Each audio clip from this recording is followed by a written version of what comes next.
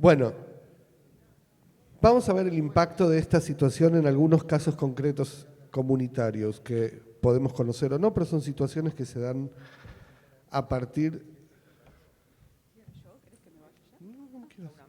Y quiero empezar con Erika.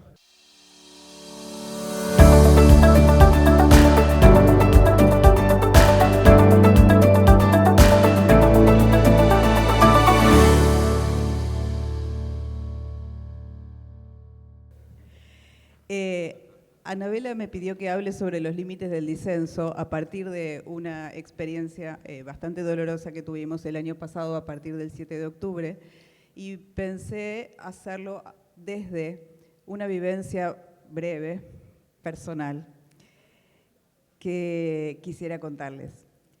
En 1992 ni soñaba con ser madre, ni tener hijos, ni estaba casada, pero estaba dando mis primeros pasos como mora.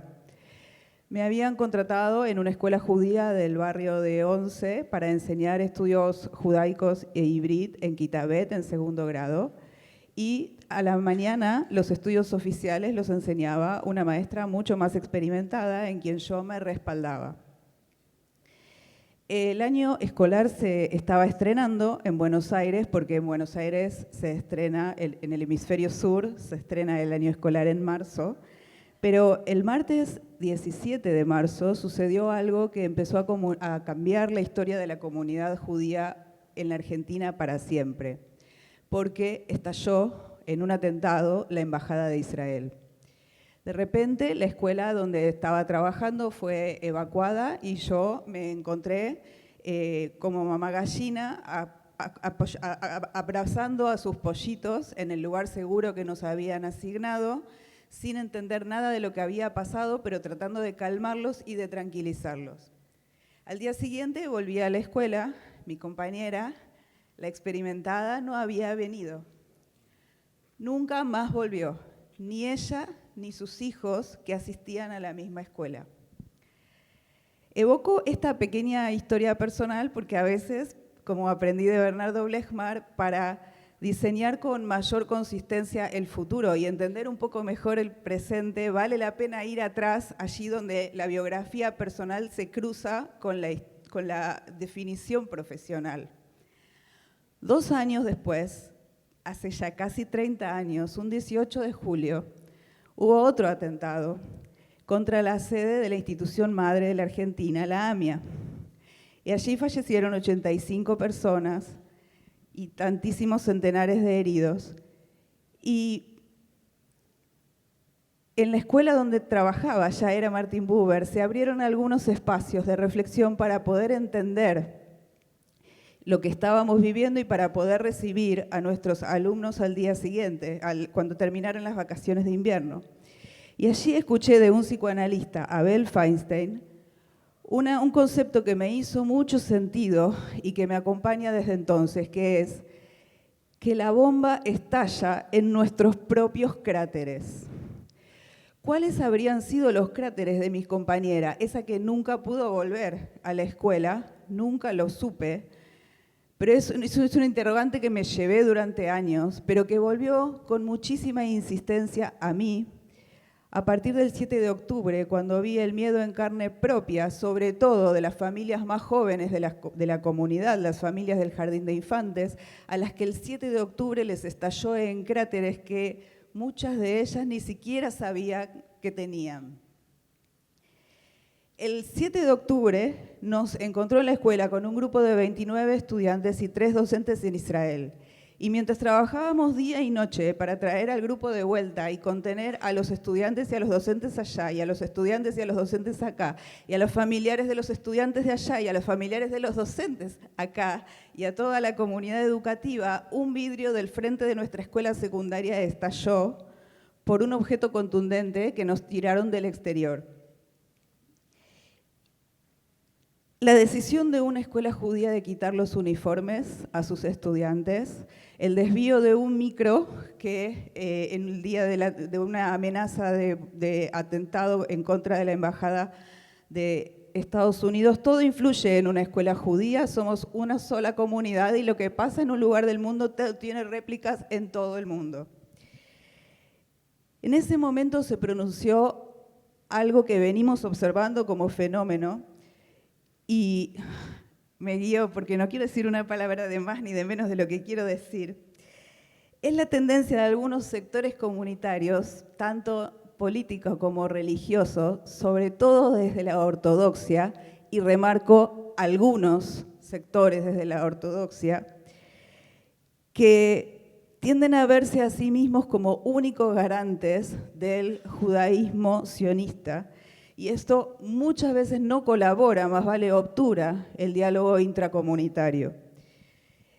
Como en todo el mundo estalló el antisemitismo en redes sociales y sindicatos, no me paso tiempo, juro, sindicatos que nunca se interesaron por ningún problema del mundo empezaron a hacer actividades de esclarecimiento por el problema palestino. Y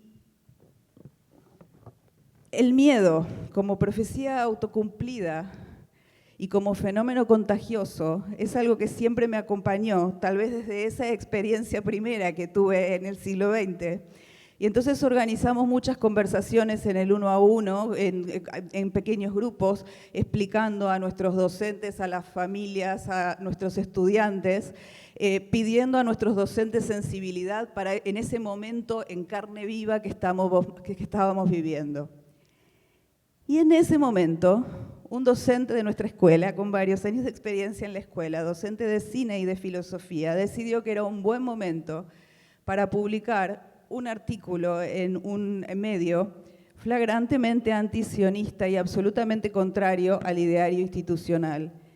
Y eso provocó un dolorosísimo debate que rápidamente pasó a redes sociales y a los medios masivos de comunicación, lo cual lo dotó a la discusión de un nivel de agresividad, de violencia y de empoderamiento de ciertos sectores que, lejos de colaborar con la resolución de conflictos, lo único que hizo fue, en realidad, demorarlo, obturarlo y regodearse en la búsqueda de esas fisuras o tal vez cráteres al interior de nuestra propia comunidad.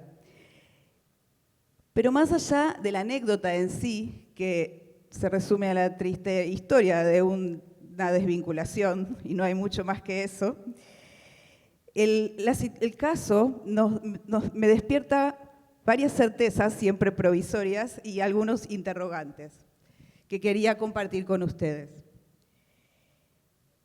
Entre las certezas, quiero decir que en una guerra no hay término medio, no hay campo neutral. Uno está de un lado o del otro, porque en el medio nos pisan los tanques. Por lo tanto, no puede haber lugar para una militancia pública antisionista en una escuela sionista, ni para posicionamientos públicos que van en contra del ideario institucional, sobre todo y fundamentalmente en el momento en carne viva, porque el momento en carne viva no es el momento para cuestionar ni para debatir, sino que es el momento para abrazar y para contener. Cada época, lo discutíamos ayer, tiende a percibirse a sí misma como punto de excepción y de inflexión. Y a mí me gustaría poner en duda esa certeza para poder distinguir con más autoridad entre rupturas y continuidades. Pero lo cierto es que cada situación es única y que el 7 de octubre y sus consecuencias vaya que lo son. Pero es el repertorio mental que tenemos construido los profesionales lo que nos permite actuar con cierta creatividad en cada situación única. Pero para eso se necesita el pulso firme que no cede a las presiones. Es decir, guante de seda y puño de hierro para poder tomar las mejores decisiones en el manejo de las crisis.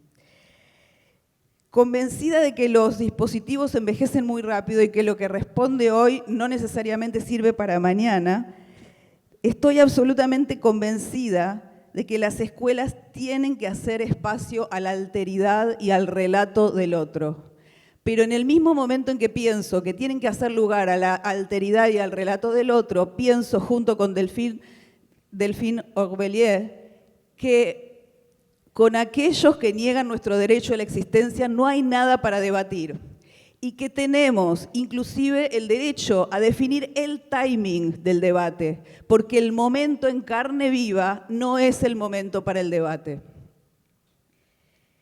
Y entre los interrogantes, y voy a cerrar con esto, entre los interrogantes elijo los que se relacionan con una escuela pluralista, que es ahí donde me duele. Y me pregunto, ¿cómo mantener diálogos y proyectos de mediano plazo en tiempos de inmediatez? ¿Cómo pensar con la cadencia necesaria cuando se exigen respuestas rápidas e inmediatas? ¿Y cómo mantener ese pulso firme cuando cada vez son más quienes se consideran expertos en todo y única fuente de autoridad? ¿Y cómo sostenerse en el pluralismo cuando muchas veces se confunde la libertad de expresión con la libertad de agredir o de reaccionar con violencia? ¿Cómo hacerlo cuando desde algunos espacios del judaísmo se sostiene la existencia de un judaísmo uniforme, sin matices y sin grises? La sensación de carne viva, y cierro, sigue ahí. La guerra, los secuestrados no permiten otra cosa, pero pienso que estamos fuertes, el judaísmo es eso a lo largo de la historia y los educadores tenemos que ser gente esperanzada y yo lo soy, ya vendrán tiempos mejores, porque al fin y al cabo, y parafraseando al filósofo Santiago Kovadlov, la historia del pueblo judío nunca fue la historia de sus victorias sin retrocesos, sino la historia de la lucha contra todo aquello que intenta hacerlo claudicar. Am Israel Chai.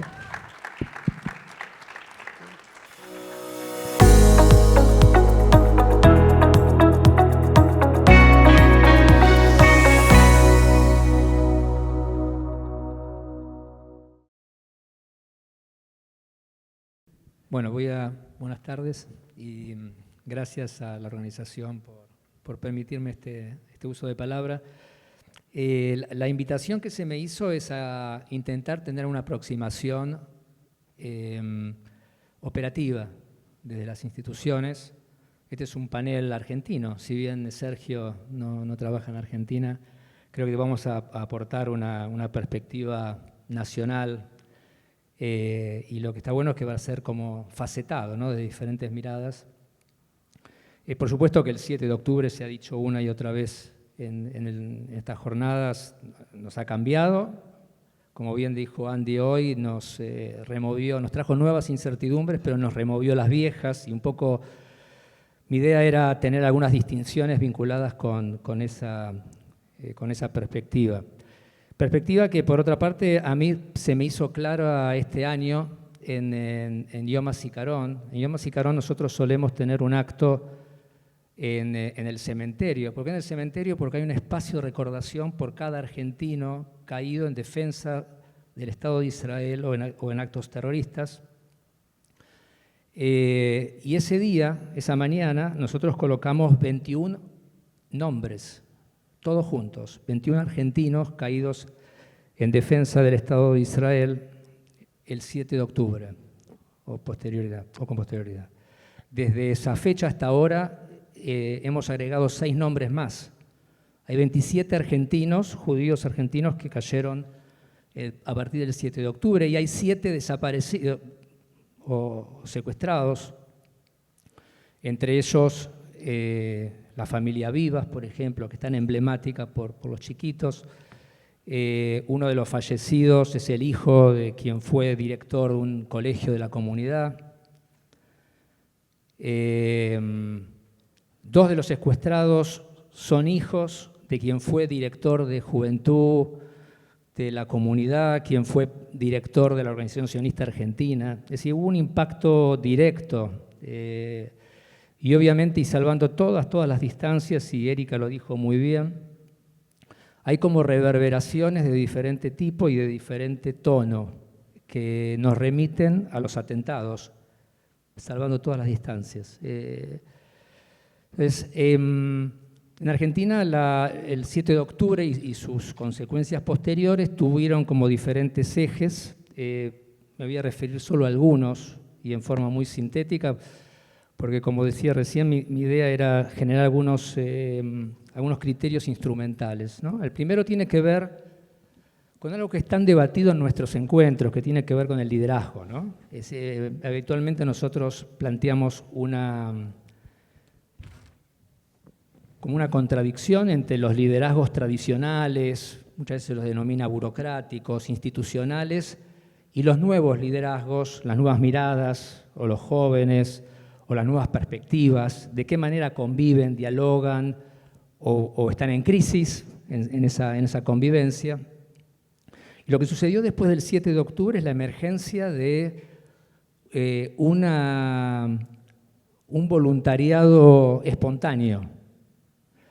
Un voluntariado espontáneo que fue generando acciones en el terreno en forma mensual desde el 7 de octubre, pero también a lo largo de estos meses que han transcurrido.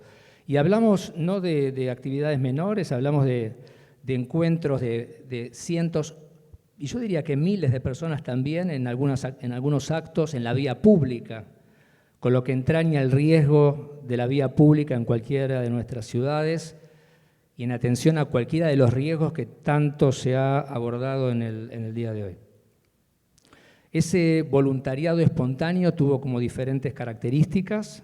Hay un voluntariado vinculado en forma directa con los afectados, hay un voluntariado que pertenece en forma directa o más o menos directa con el entramado institucional, y hablamos de padres o madres de escuelas, hablamos de socios de entidades sociodeportivas, pero hablamos también de judíos que no han tenido un vínculo institucional y que las circunstancias posteriores al 7 de octubre los impulsaron, generaron una pulsión interna de participación. Participación que, por otra parte, en muchos casos se dio en forma coordinada por la necesidad justamente de establecer vinculaciones o conversaciones con autoridades. Un acto en la vía pública requiere autorizaciones, requieren cuidados de seguridad, etcétera, pero muchas veces no. Y muchas veces fueron actividades que fueron desarrolladas en forma autónoma, justamente con una pulsión asociada con la necesidad de tener un rol activo.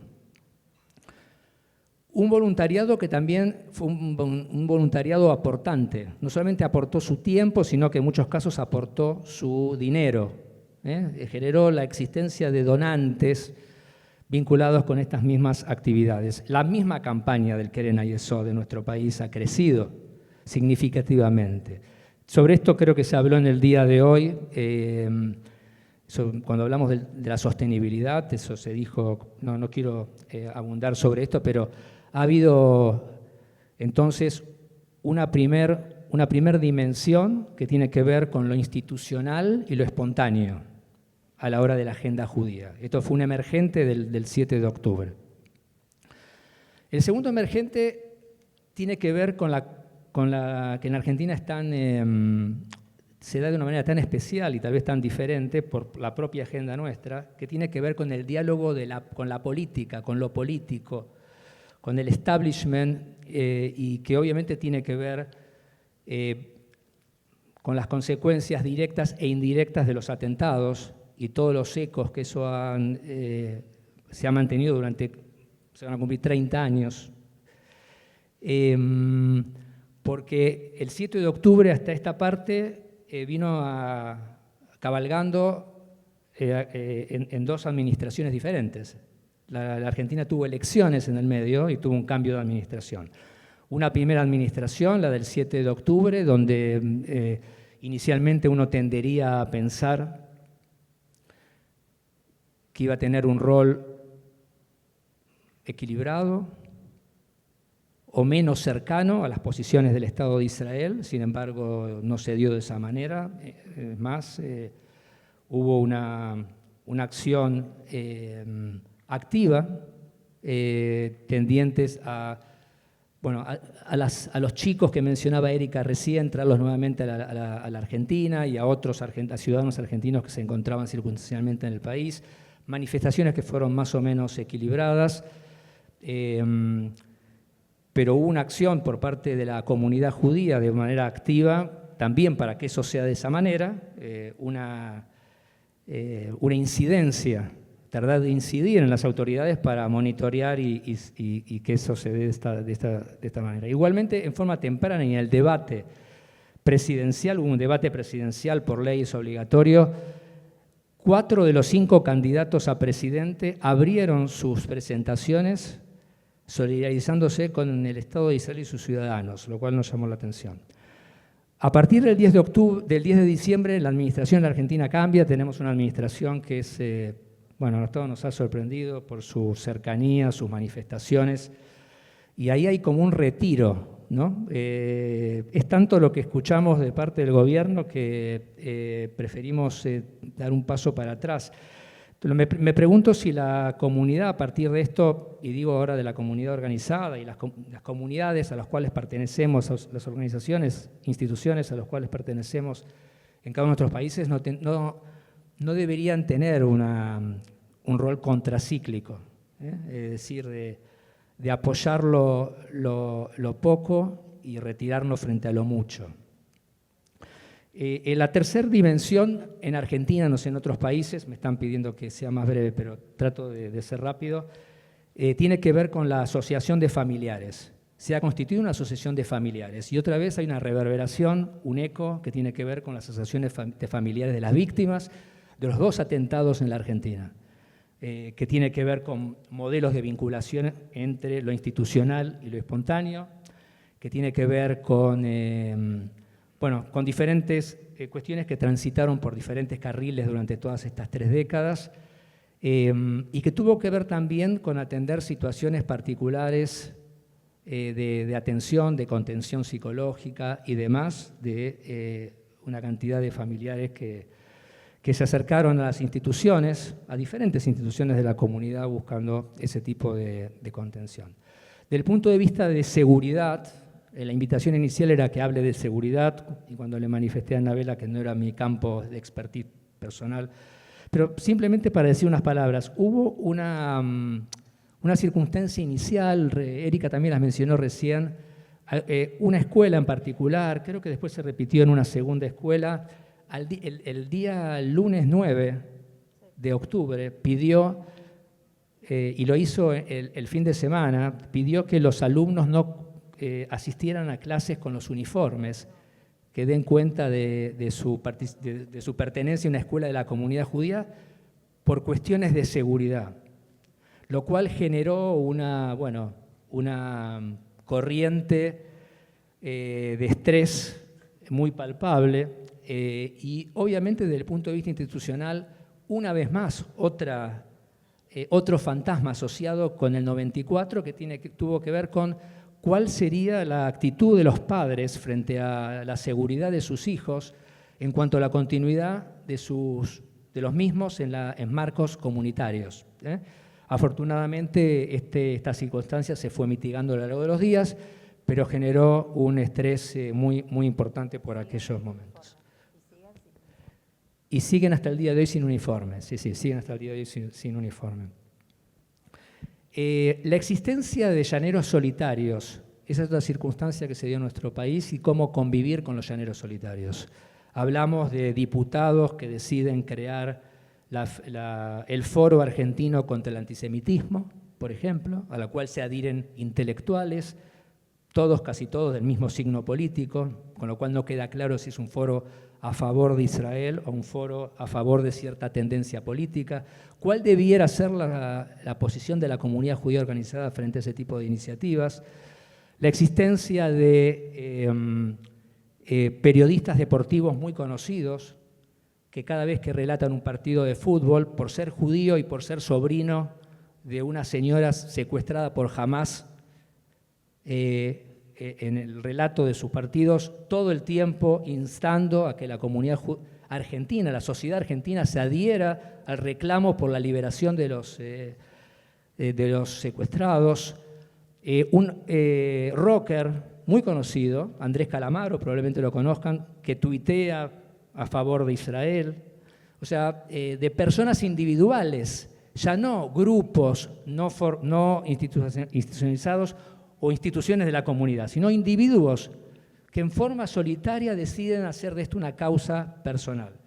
Dicho sea de paso, cuando yo hablaba inicialmente de una reacción espontánea, es una reacción espontánea no a la comunidad, a la causa. Y ahí hay una diferencia importante entre adherir a una causa o adherir a la misión que tienen en definitiva las organizaciones de la comunidad judía, que lo hacen de diferentes maneras y tienden a la continuidad. Si hay preguntas luego, puedo referirme a los temas de antisemitismo y a los temas de medios de comunicación, que son dos dimensiones interesantes también. Perfecto, gracias Dani. Quisiera Alejandra y Sergio ahora, pues vamos a terminar después con el video de Esteban.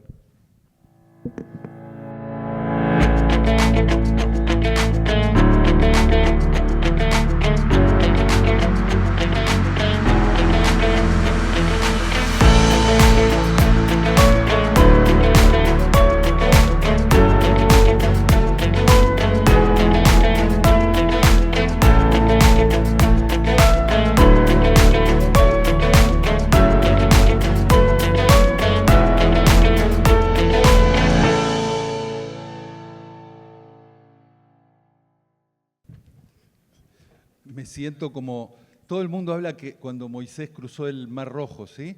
Y se habla que sabemos que estaba, con el perdón de el permiso de los rabinos, que estaba, ¿cómo llamaba Nachshon, que estaba Aarón, que Miriam después baila, pero nadie habla de los últimos, así que llegamos los últimos. Para cruzar el Mar Rojo, por favor, un esfuercito para escucharnos. ¿Sí? Sí. Queríamos compartir con ustedes una experiencia que Anabela y Silvio tienen mucho que ver con ella, y es que nosotros, cuando digo nosotros me refiero a 21 directores de colegios judíos de Latinoamérica, colegios judíos sionistas, hicimos un recorrido muy, muy interesante que está relacionado a querer cambiar el status quo. Y eso les vamos a contar con Alejandra. Quiero también mencionar a Gustavo, que también es parte de nuestro equipo, Nadine, que se fue, y obviamente Erika. Miren, los que somos directores de colegios judíos, yo soy director de la Tarbut aquí, fui director también de un colegio judío en Chile y director de Tarbut en Buenos Aires. Nos dimos cuenta siempre que hay una vinculación histórica entre Israel y la educación judía. ¿Sí? Cuando se terminó la lucha del yidishismo con el hebreo, a pesar de mi querido amigo Tzvi, que seguramente hubiera querido que se proteja el yiddish, pero ganó y toda la educación judía, o la gran mayoría de la educación judía, se alineó con Israel. Después, todos los colegios judíos, especialmente hasta la década del 80, formamos a nuestros chicos con la visión y la misión de hacer aliyá. Enseñábamos hebreo, enseñábamos Yediat Haaretz, para que los chicos conocieran la geografía de Israel, enseñábamos realidad israelí. Después, a medida que Israel se iba fortaleciendo, Israel se encargó de desarrollar programas educativos, formación de directores y morim, capacitaciones docentes y materiales educativos que todos recibimos en nuestros colegios. Todo muy desordenado. Un consultor con el que trabajé un tiempo diría, había una sed de proyectitis, ¿sí? Muchos proyectos, pero la falta de una visión que se vaya adaptando a los tiempos. Y el supuesto teórico que estaba detrás de esta gran generosidad de Israel de invertir tiempo y recursos en nosotros, consistía en que en Israel se decidía qué es lo que nosotros necesitábamos en los colegios y nos mandaban o nos daban las capacitaciones que ellos creían que era lo que nosotros necesitamos. Nadie preguntaba. Un caso paradigmático de esto es el tema de Oram Utemet. Llegó un día alguien que había que poner en las paredes cosas, que era espectacular que nos ayudaban, pero no estaba claro si lo necesitábamos o hacia dónde teníamos que ir. En el año 2018 se produce un hecho histórico, que es que Israel se compromete por la ley, una ley muy controvertida, pero que en un punto para nosotros fue muy importante, que Israel se compromete con las comunidades judías de la diáspora. Si yo no entiendo mal, es la primera vez que Israel toma esta posición legalmente. Y aparece algo distinto, por lo menos en el relato y en el modo de vincularnos, que se termina esa cosa de una especie de patronizing, ¿no es cierto?, de venir a decirnos, ustedes necesitan esto, y se establece una idea de conversación, que aparte de la personalidad de las personas que están en esto, ayudó mucho a que sea más un diálogo que una imposición de lo que teníamos que hacer. Y ya en el año 2019 y 2020, cuando el Ministerio de la Diáspora se pone más activo, se empiezan a generar encuentros de directores, ¿sí? Que es algo que por lo menos en mi experiencia en tantos años en educación judía nunca había pasado, que nos juntemos directores de distintos colegios a conversar, ¿sí? El rol de director es un rol muy solitario, ¿no? Es decir, y muy angustiante en determinados momentos. Si quieren hacemos terapia algún día y les cuento.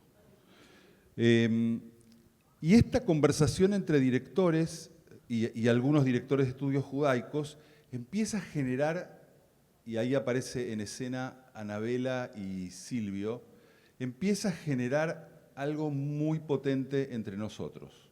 No es una película de amor, pero sí, es muy potente entre nosotros, que empezamos a sentir confianza en el otro y no un vínculo de competencia. Voy a dar un ejemplo. Estas dos señoras a las que quiero tanto dirigen colegios que están a 4 cuadras de diferencia. Y en Buenos Aires compiten por el mismo segmento o parte del mismo segmento de población para sus colegios, ¿sí? El Colegio Bet y el Colegio Buber. Y en el entorno de Buenos Aires, a veces, no en el caso de ellas porque son gente linda y buena, pero muchas veces genera dificultades entre colegios juntarse por el alto nivel de competencia. Entonces empieza a haber mucha confianza y ahí aparece Anabela con Silvio, que nos invitan a este mismo lugar hace 2 años, 3, y es ahí donde la química explota. Y te paso la palabra. Sí, yo voy a ser muy breve para contarles que La química explota habla de una agenda educativa continental. Para nosotros es la primera experiencia, creo que Alberto dijo, ¿quién dijo lo del do tank en vez de think tank? Marcos, ¿dónde está Marcos? Este es un do tank. Somos muchos países, 12 países, 21 directores. Este año nos volvemos a encontrar en julio, incluimos a 10 escuelas más y también entran otros países y nuestro objetivo es llegar a las 75 escuelas judeo-sionistas que hay en el continente, a todas sus familias y a todos los alumnos, con nuestra agenda para poder, desde nuestro lugar de líderes profesionales educativos y en diálogo con nuestros patronatos, comisiones directivas, boards, etcétera, dialogar con las agencias y dar un salto cualitativo hacia una nueva etapa que no es la de proyectitis, sino es la de construir proyectos en conjunto atendiendo a los diagnósticos que nosotros hacemos en terreno. Nosotros siempre decimos, los directores de las escuelas somos los que estamos en el Yetaj, somos los que estamos en el terreno, somos los que podemos percibir y entender cuáles son las necesidades que tenemos cada día Como contaba Erika, las necesidades y los dispositivos duran poco, los proyectos algunas veces son muy buenos y duran años y otros no tanto, y también siendo muy respetuosos de las realidades, necesidades, tamaños de cada una de nuestras comunidades. No es lo mismo una comunidad de Venezuela, de Panamá, de México, de Brasil, de Argentina, de Chile, de Uruguay, de Paraguay, de cada uno de los países. En este diálogo vamos construyendo algunos pisos comunes de trabajo. Entonces vamos por el cuál, los cuáles, cuál es nuestra agenda, quiénes son los recursos humanos. Estuvimos hablando mucho estos días de nuestros relevos acá, así que también es un tema, el tema de los recursos humanos, de la dificultad para encontrar morim, de la dificultad para encontrar gente que pueda tener un híbrido lo suficientemente bueno como para poder dictar clase, la dificultad para encontrar maestros en general, porque el estatus del maestro hoy está muy deteriorado, por decirlo de alguna manera, pero sobre todo el why, ¿no? Como dice Sinek, ¿cuál es nuestro why? ¿Cuál es el why de la educación judía en todo el continente? Y en eso estamos todos de acuerdo. Tenemos una agenda muy poderosa. Estamos hablando con la Organización Sionista Mundial, con United, con el Keren Pincus, con filántropos de cada uno de nuestros países, con todas las agencias, Keren Ayesod, Keren Kayem, todas las agencias que a partir de vernos empoderados y poderosos, como dice Yoyana, no solamente empoderados, sino poderosos y con muchas ganas de hacer, comprometidos con la educación judía de cada uno de nuestros países y del continente. Y me gusta contar esta experiencia porque es una experiencia positiva que tomó relevancia, mucha más relevancia después del 7 de octubre. Siempre le digo a Anabela que parecería que algunos sabían intuitivamente que tenían que empezar a preparar estos espacios y estas redes por si nos pasaba algo, ¿no? O sea, una vez que necesitamos una red de sostén fuerte, ya estaba armada. Así que, bueno, revisando nuestros programas, revisando cómo vamos a enseñar Israel, cómo nos vamos a ubicar en la diáspora, qué cosas tenemos que volver a pensar, tal vez pasar de una educación judía emocional a una más racional, al poder del debate, de la oratoria, del pensamiento crítico, de las voces diversas de nuestros profesores y de nuestros alumnos, no cuando estamos en carne viva, como hace Erika. Estamos en eso, así que queríamos invitarlos a todos a que conozcan nuestra experiencia, a que se sumen, a que la divulguen, y están siempre invitados a conversar con nosotros. Muchas gracias, Ale.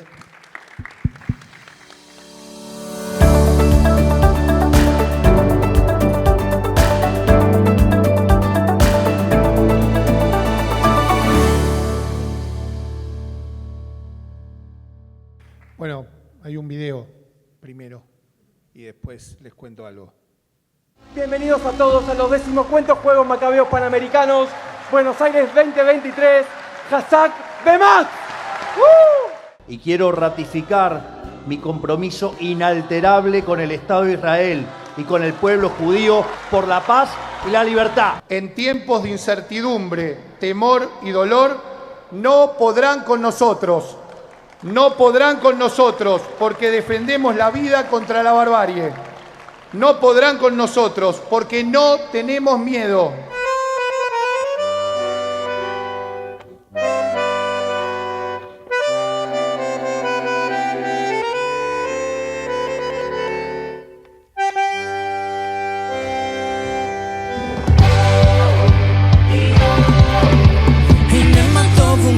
En un pueblo solo. América se abre el juego macabeo.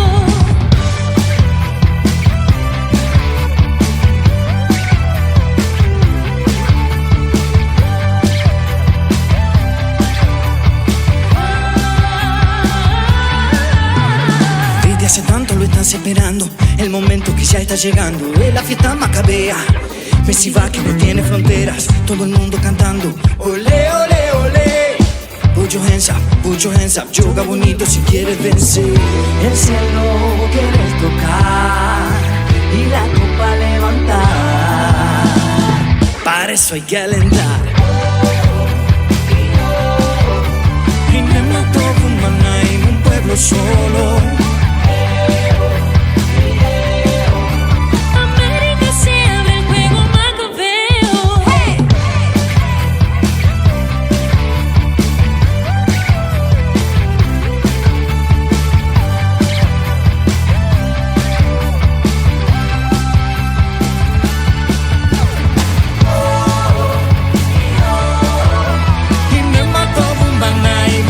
Solo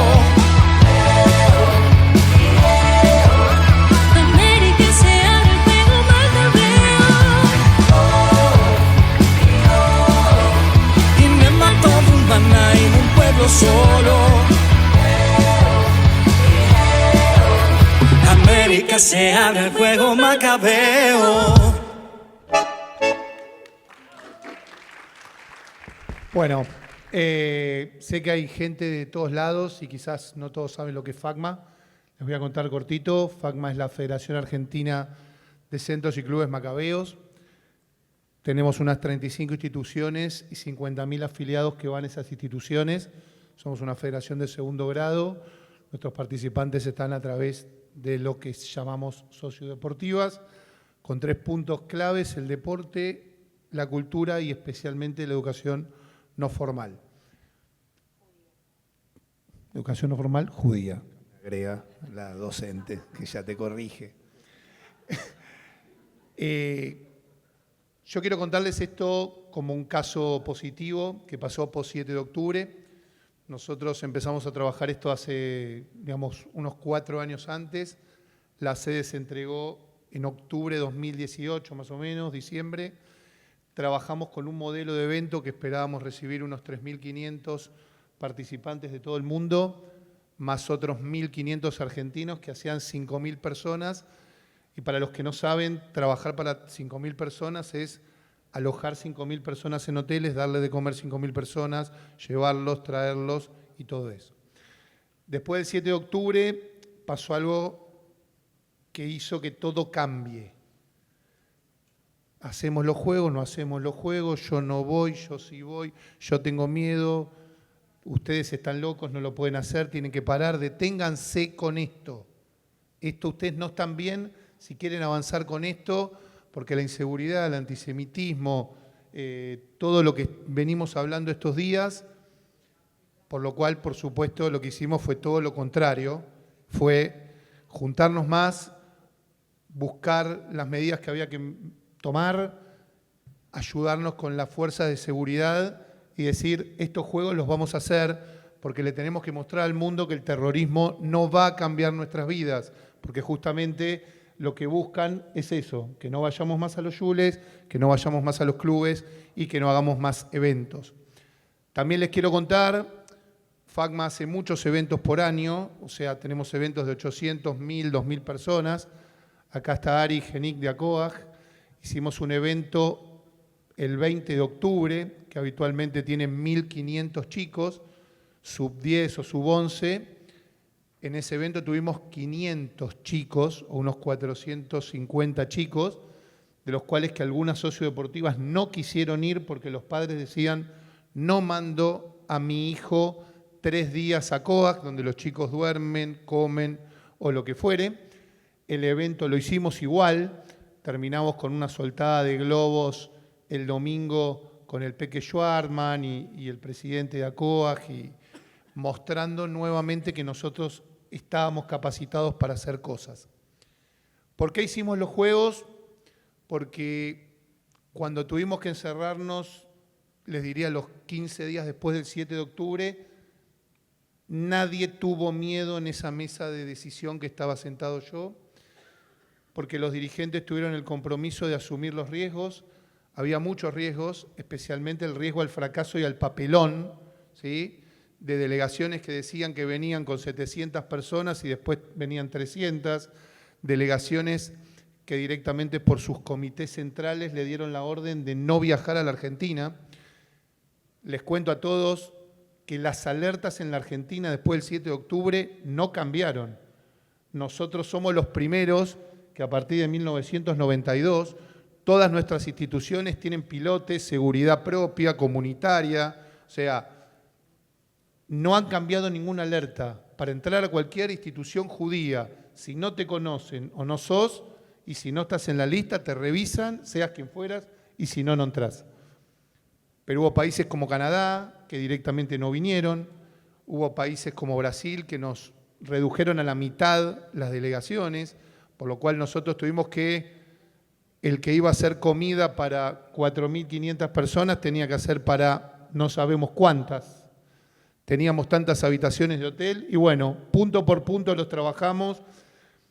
Creo que nos sentimos en todo el seno de la comunidad judía, digo, las instituciones centrales, súper unidos, sin disidencia, corrimos todos los egos de lado porque el evento era el que mostraba a Argentina unidos, sin importar si justo FACMA lo organizaba, pero la DAIA, la AMIA, la OSA, todas las Ilkeren Kayemet que nos ayudó, todas las instituciones estaban con nosotros. Sin importar también la religión, los Masortim, los Chabad, todos participaron de la mejor manera en este evento. Entendimos que el miedo paraliza y por eso pudimos hacerlo. Creo que es un caso de éxito de dos cosas, de hacer las cosas por más que todos te digan que no, y dos, de trabajar juntos y donde las disidencias o esto de que si hay dos judíos hay tres opiniones y esto de tratar de tener una narrativa que tengamos todos, que entendemos que es difícil, quizás sí una estrategia, quizás sí una línea editorial, pero tener una narrativa creo que no es fácil, pero acá trabajamos todos con el mismo objetivo y para que se dé una idea, vinieron 2.000 participantes de afuera para más 1.000 argentinos, 20 países y en 9 días las instituciones que fueron sede, que son sociodeportivas, pasaron más de 50.000 personas, la mayoría judías. Invitamos equipos no judíos, hubo árbitros, hubo proveedores, hubo un montón de empleados y mucha gente entendió lo que era capaz de hacer la comunidad. Casi todos los extranjeros fueron a la AMIA, les mostramos dónde habían puesto una bomba, les mostramos que hace, el año pasado 29 y ahora van a ser 30, un edificio se tuvo que hacer de nuevo en una comunidad que ya fue y sigue siendo resiliente. Quería contarles este caso porque a veces esto de no sabemos qué hacer, nosotros tampoco sabíamos qué hacer, pero sí estábamos seguros que lo que no había que hacer era mostrar, paralizarnos e ir para adelante. Gracias. Gracias Esteban. Y para cerrar un poco este panel, identifiquemos el elefante, formémonos, invitemos a una conversación por una narrativa o varias narrativas, con pasión, entendamos que hay siempre alguien que nos ve distinto y lo que decía Esteban, no dejemos que el miedo o esta situación nos paralice, sino tomémoslo como oportunidad. Siempre que tuvimos algún desastre o una situación contraria, pudimos salir con una respuesta creativa y con una respuesta que nos permitió crecer.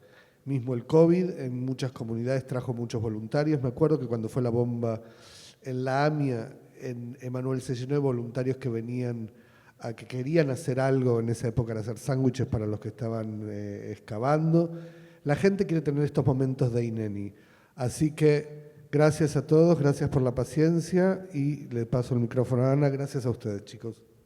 Gracias. Muy orgullosa de ustedes.